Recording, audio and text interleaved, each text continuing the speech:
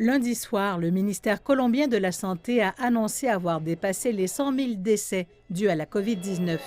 Le pays a connu un nombre record d'infections et de décès liés au coronavirus au cours des dernières semaines, prolongeant ainsi la troisième éclosion de la pandémie. Le président Ivan Duque a pris la parole lors d'une cérémonie religieuse commémorant les personnes décédées. Le gouvernement blâme des semaines de manifestations antigouvernementales pour cette hausse.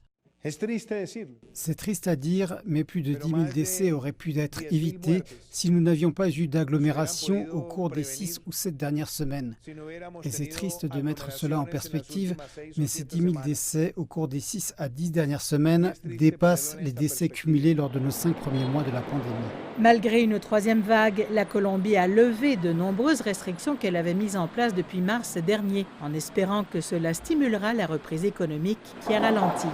La situation mortelle de la COVID va de mal en pis en Amérique du Sud avec la propagation de nouveaux variants, de faibles taux de vaccination et de faibles systèmes de santé à blâmer pour les taux de mortalité élevés.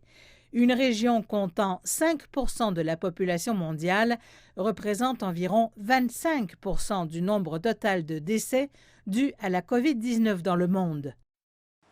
Près d'1 million de personnes sont mortes dans la région.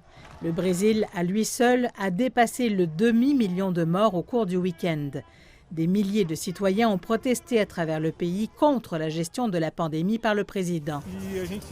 Nous avons fait exactement le contraire de ce que d'autres pays ont fait pour lutter contre la pandémie. Nous avons l'un des meilleurs systèmes de santé au monde et nous avons quand même réussi à nous retrouver avec autant de décès.